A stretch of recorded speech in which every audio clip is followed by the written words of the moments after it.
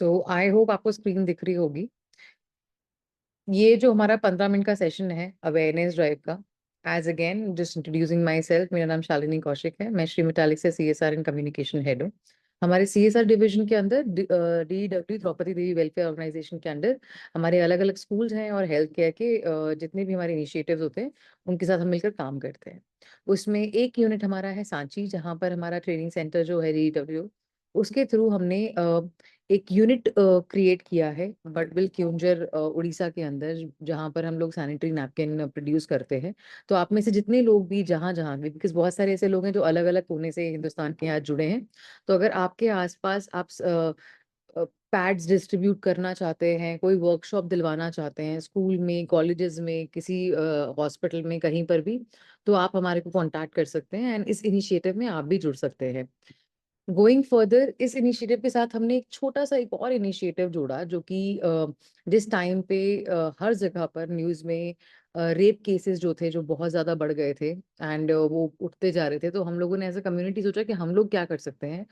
हम लोग हमेशा जो न्यूज़ आ रही है उसमें कोई कंट्रीब्यूशन नहीं कर सकते, पर हम लोग हमारे आसपास कैसी न्यूज़ बनेगी उसमें कंट्रीब्यूट जरूर कर सकते हैं।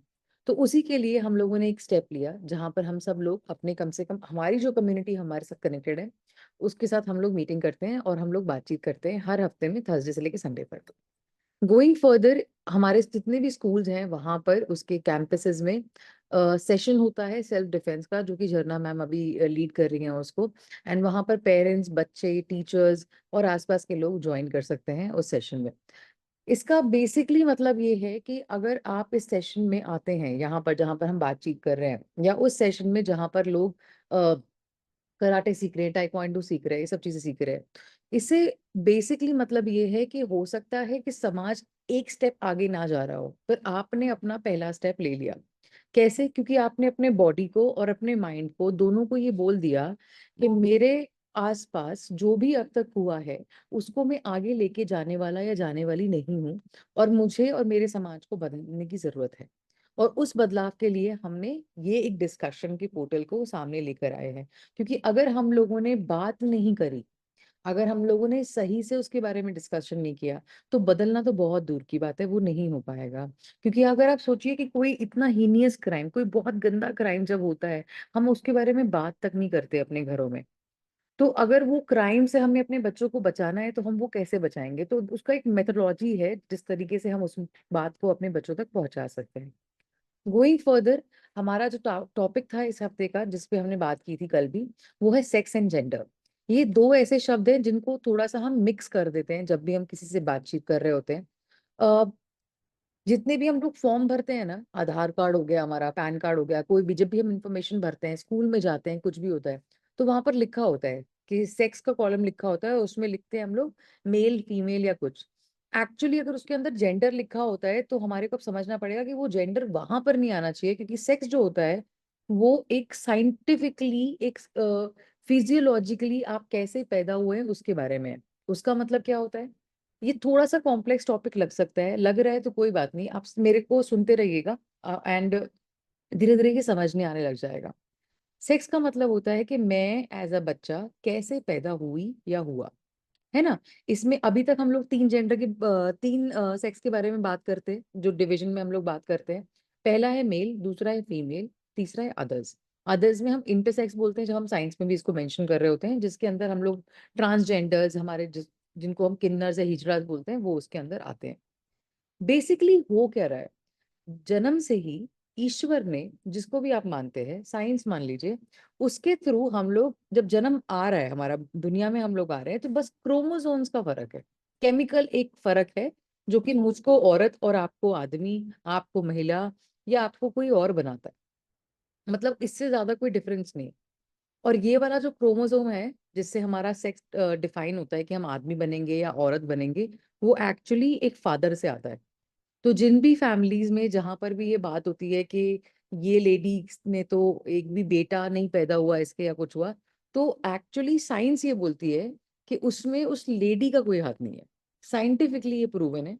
अभी तक जितने भी लोग पैदा हुए हैं इस धरती पे, उसमें ये प्रूव हो चुका है कि sex, gender is decided by the chromosome of father.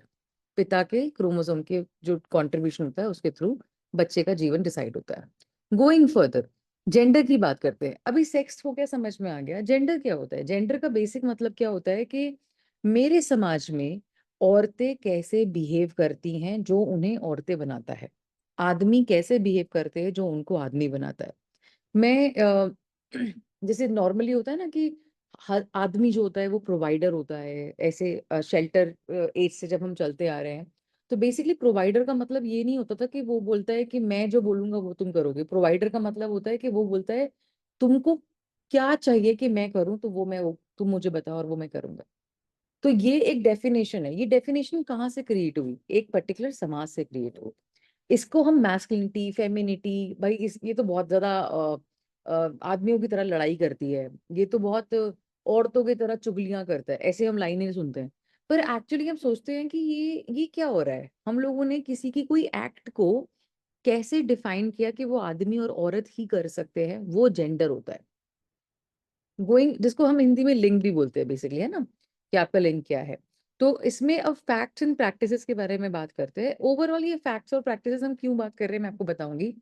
हम इसलिए बात कर रहे हैं कि हमें ये पता चल सके कि कितने सारे कल्चर्स में कितना कुछ कुछ होता है, और हम लोग सबसे पहली चीज सीखें जो कि है ऑब्जर्व करना कि मेरे कल्चर में और औरों के कल्चर में क्या होता है। और दूसरा, एक्सेप्ट करना कि मेरा कल्चर हो सकता है किसी के लिए फनी हो, और हो सकता है किसी का कल्चर मेरे लिए ऑब्नोशियस हो या फिर बुरा हो, या उसका कुछ एक्ट ऐसा हो जो मेरे को अच्छा ना लगता हो। अधिकतर हम लोग क्या करते हैं, जब ट्राइबल कम्युनिटीज के बारे में बात करते हैं तो हम बोलते हैं अरे उनके यहाँ तो कुछ भी हो जाता है, उनके यहाँ तो ये भी हो जाता है। रियलिटी में ऐसा नहीं है। रियलिटी में हम सब ट्राइबल से ही उठकर हम लोग जो भी बने हैं, जितने भी सिविलाइज या डेवलप्ड एक एनवायरनमेंट में आए हैं इस तरीके के, उसमें आने में हम भी वही थे। हम कुछ कुछ चीजों को छोड़ते चले गए with time.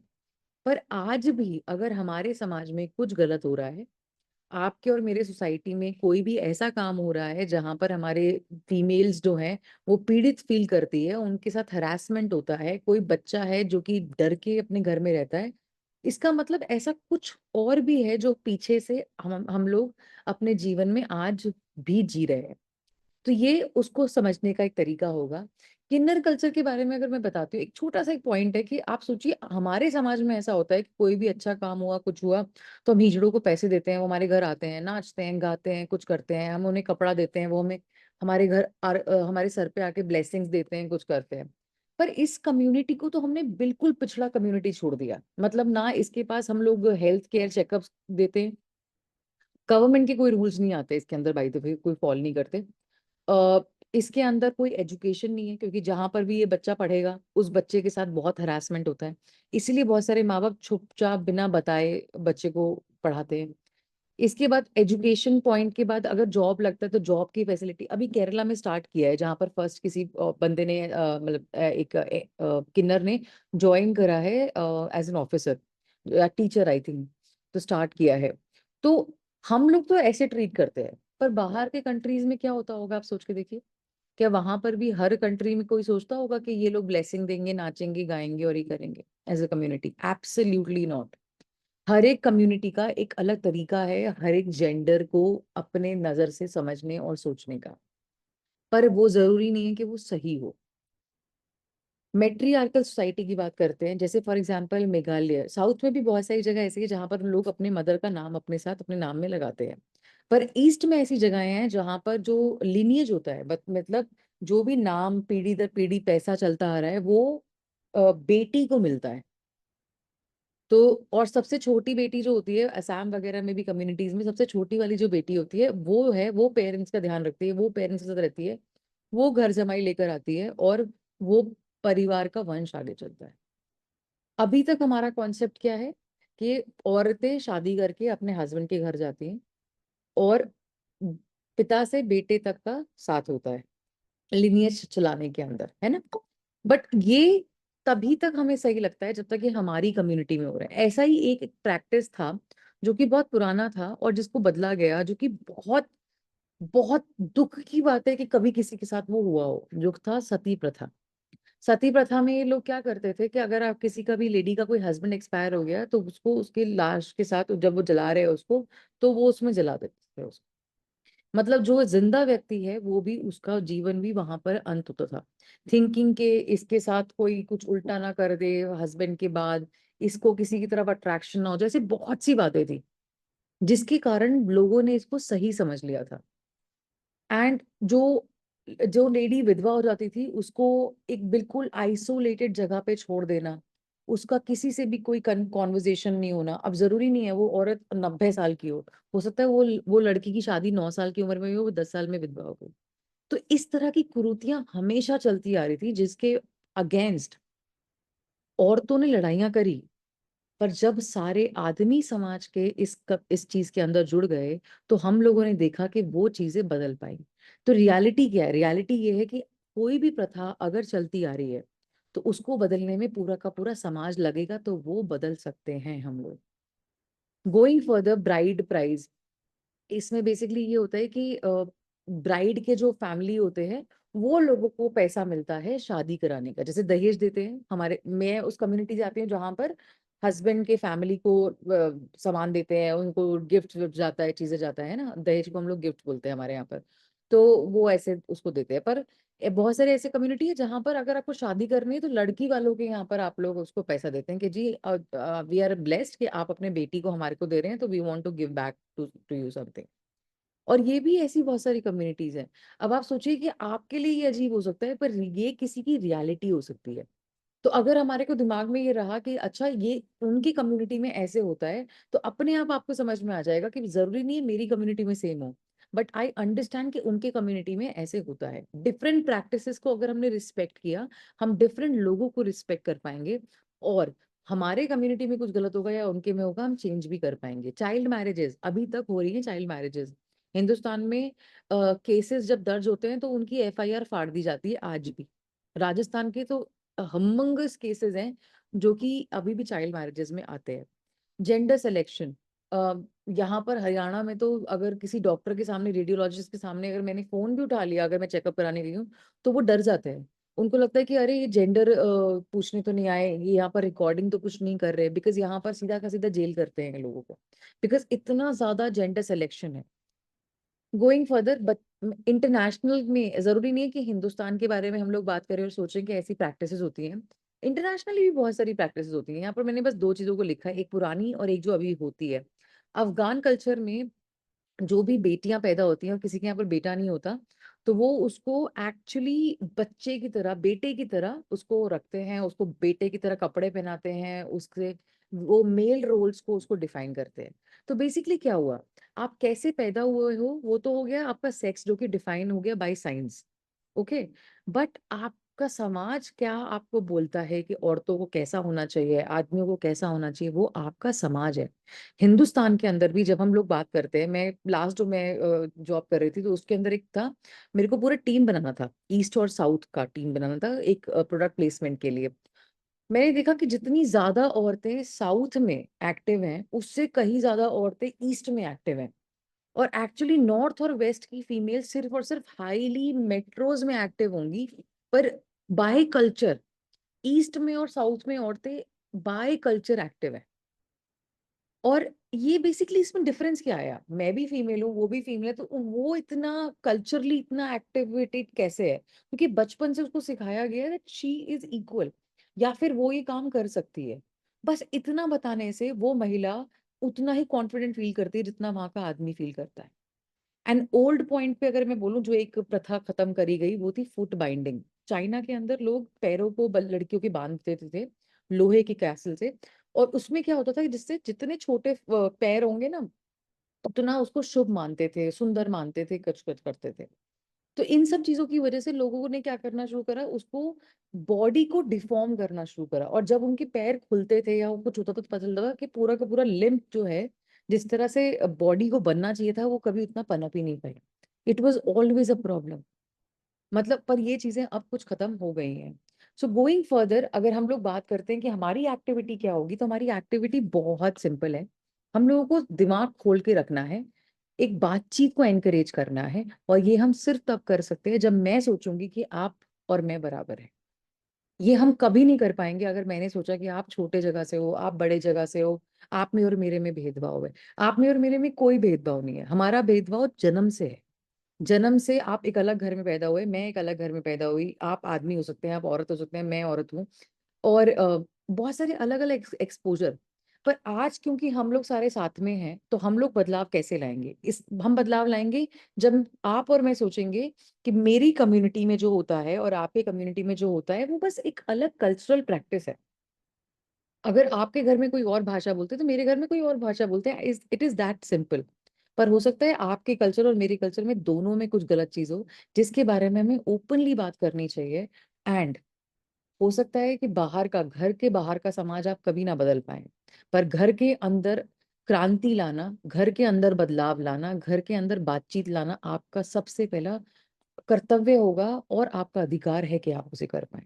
So thank you very much. Today's presentation was all about कि आप अपने कल्चर को, अपनी प्रैक्टिसेस को फिगर आउट कर पाए कि ऐसी क्या चीजें हैं जो मेरे घर में बचपन से चलती आ रही है और मैं उसमें बदलाव ला सकती हूँ।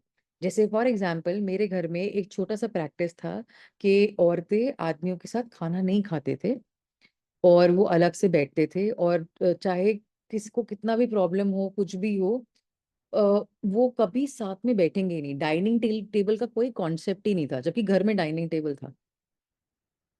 तो it took us time, but ये चेंज मेरी दादी लेकर आई। मेरी दादी ने बोला कि जब सब लोग कुक वगैरह खाना बना रहे हैं तो गरम पूरी साथ में खा लो, क्या दिक्कत आएगी। ये मेरी दादी थी जिसने बदलाव लाया। और अगर घर की सबसे बड़ी लेडी अगर कोई चेंज लाती है तो वो और इजीली आता है। तो हम सब लोग, जितने भी लोग वो अपने अपने उम्र में बड़े हो रहे हैं, हम लोग सच में बहुत बड़ा एक चेंज लेकर आ सकते हैं। And this was the presentation, thank you very much. आप लोगों में से कोई भी अगर बोलना चाहे कि आज का प्रेजेंटेशन कैसा लगा, कोई भी ऐसा पॉइंट जो आपके घर में होता है और आपने बदला, आपके पेरेंट्स ने बदला, या आप बदलना चाहते हो, आप उसके बारे में बोल सकते। या will just start with Tuhina's point. Yes Tuhina. Yesterday, after our conversation, I was thinking about some of the cultural practices that I might have heard about. I think I can't remember if it's Karnataka or Tamil Nadu, but basically when the child is born, वो कोई temple जाते हैं, Shiv temple और something, और वो temple के second floor से बच्चों को फेंकते हैं। दिस न्यू बॉर्न बेबी को फेंकते हैं, और जो नीचे लोग खड़े रहते हैं, they are holding a blanket, और वो बच्चे को उस ब्लैंकेट से पकड़ते हैं। I don't know if this is, I might be wrong. I don't know if this is Tamil Nadu or Karnataka, but yeah, I think it's for like, so that the child is, carefree, a risk taker, strength, and all of these things, which I thought was quite interesting. I think there was another place that I saw, I think it's Greece maybe, where basically wedding में वो लोग क्या करते हैं कि bride and groom जितना भी घर में pots और pans और वो सब होता है, pots and plates, उसको तोड़ते हैं, and that's a sign of good luck. हाँ, yes, I have also seen, yes, Yes. कि वो सारे उनके लिए अलग से क्रॉकरी आती है कि वो उसे तोड़ेंगे तो आई Yeah, थिंक ये कुछ जगह पे ट्रैवलिंग वो भी बन गया है। traveling like community. या एंड दुबई वगैरह में भी they have started breaking it. Mm. Gurgaon में यहाँ पर एक लेडी हैं जो कि बहुत सारी वर्कशॉप अरेंज करती हैं। She does it for anger bursting. There was a similar one in Ireland as well, where you could go somewhere and people just bring like their old pots and old plates and stuff that you can, like, they want to get rid of, and you just throw that, and that's the practice. I think ये practice हम लोगों के घर में बहुत सारी ladies already जानती हैं, जब वो सामान तेज फेंक के मारती हैं। समझदार औरतें वो वाला सामान फेंक के मारती हैं जो टूटता नहीं है, और जिन्हें ज्यादा गुस्सा आता है वो वाला तोड़ती हैं जो कि ज्यादा से ज्यादा महंगा होता है। सो आई एम श्योर Wooden मेरी, spoon. हाँ, मेरी Just मेरी it. मौसी हमेशा एक कप फोड़ देती थी गुस्से में आके कि पैर खराब कर दूंगी मैं। मतलब वो हमेशा हमेशा शी वुड जस्ट, मतलब क्योंकि बोलते हैं ना इतना सेट होता है, वो ऐसे आता है उतना कप होना चाहिए। तो she would only do one thing. वो मेरी मौसी का गुस्सा होता था कि वो सेट जो चीज होती थी, जो सेट में आती थी, वो उसमें से एक चीज तोड़ देती थी। मतलब वो ऐसा क्यों करती थी मुझे भी नहीं पता, अभी तो नहीं करती हैं अभी। जो भी, Specific. या शी वुड मेक श्योर कि वो याद रहेगा कि जब भी कोई सेट देखेगा कि एक इसमें कम है। तो ये बहुत फनी होता था। But coming out of tradition, कल हम लोग इस बारे में बात भी कर रहे थे कि बहुत सारे कस्टम्स होते हैं, बहुत सारे ट्रेडिशंस होते हैं, और बहुत सारे रिचुअल्स होते हैं। इन तीनों में फर्क क्या है? हम हिंदी पॉइंट से अगर मैं समझाऊं कुछ चीजें हमारे यहाँ पर हमारे धर्म से इंट्रोड्यूस होती है, कुछ चीजें हमारे यहाँ पर हमारे परिवार से इंट्रोड्यूस होती हैं, कुछ चीजें हमारे यहाँ पर गांव से इंट्रोड्यूस होती हैं। ऐसे बहुत सारे चीजें, और कुछ चीजें ऐसे हो सकता है आपके घर में आपकी मम्मी करती है इसलिए आप करते हो। तो उसके अंदर बहुत सारे अच्छे चीजें हम लोग आगे लेकर आए हैं, पर वहीं पर हम बहुत सारे गलत चीजों को भी आगे लेकर आए हैं। तो ये एक हेल्दी, एक सिंपल छोटा सा प्रेजेंटेशन जो आज का था, ये बहुत लाइट प्रेजेंटेशन था कंपैरेटिवली बाकियों से, जिससे हम लोग बहुत इजीली समझें कि हमारे आसपास ऐसे कौन कौन से चीजें हैं जो हम लोग लेकर आगे आए हैं। यहाँ पर जितने भी लोग बैठे हैं, क्योंकि बहुत अलग अलग जगह से बैठे हैं, कोई राजस्थान से है, कोई दिल्ली से है, गुड़गांव से है, उड़ीसा से है, मतलब बहुत अलग अलग प्रैक्टिसेस जो होते हैं हमारे। ये बहुत इंटरेस्टिंग है जानना, क्योंकि इससे ये पता चलेगा कि अच्छा, जो चीजें होती आ रहे हैं इसमें जो जो वर्क कर रहा है वो तो हमें आगे ले जाना चाहिए, पर जो वर्क नहीं कर रहा विद टाइम, जो थोड़ा खराब हो गया है, जिसकी वजह से मम्मी घर में दुखी रहती है, बच्चे दुखी रहते हैं, फादर अपने बात को इमोशनली बोल नहीं पाते हैं, ऐसी जो चीजें जो है जो टफ बना रही हैं जबरदस्ती, उनको हम लोग हटा सकते हैं। और मैं स्पेशली इस चीज को बोलूंगी कि मैं दिव्य कीर्ति करके एक है जो आईएएस के लिए, दृष्टि आईएएस के लिए बहुत फेमस है। लिप्सा, आपको कुछ कहना है? You want to add? Mute कर दिया लिप्सा ने। तो उन्होंने स्पेशली एक बात बोली कि मैस्कुलिनिटी या आदमी होना, सबसे खूबसूरत बात ये होगी आदमी होने की कि आप लोग ये याद रखें कि आपको कुछ भी जताने की या एक्स्ट्रा एक्टिंग करने की जरूरत नहीं होती अगर आप आदमी हो। जैसे होता है ना कि अगर तू यहाँ से कूद गया तब है तू, उन्होंने बताया कि उनको उनके दोस्त ने बोला कि तू यहाँ से कूद गया तो तब तू मर्द है। तो वो बोलते मुझे कूदने की जरूरत नहीं है, मैं ऑलरेडी हूँ। तो ये उनका एक छोटा सा फनी एक इंसिडेंट है जो वो बताते हैं। और वो बोलते हैं कि बचपन से, क्योंकि घर में बहन नहीं थी, तो हमने सारे काम किए, तो हमें जब तक समझ में आता कि लड़के को रसोई में नहीं जाना, तब तक तो हम रसोई में बहुत अच्छे हो चुके थे। तो इससे आपको बहुत इजीली समझ में आता है कि मैस्कुलिनिटी भी टॉक्सिक नहीं है, जरूरी नहीं है कि वो गलत हो। ऐसा भी हो सकता है कि अगर हम लोग सारे एक दूसरे के साथ हारमोनी में रहते हैं तो किसी को कुछ प्रूव करने की जरूरत ही नहीं पड़ेगी। So thank you very much, and we will leave the meeting here. अगर किसी को कोई पॉइंट ऐड करना है तो आप कर सकते हैं, otherwise we will leave the meeting.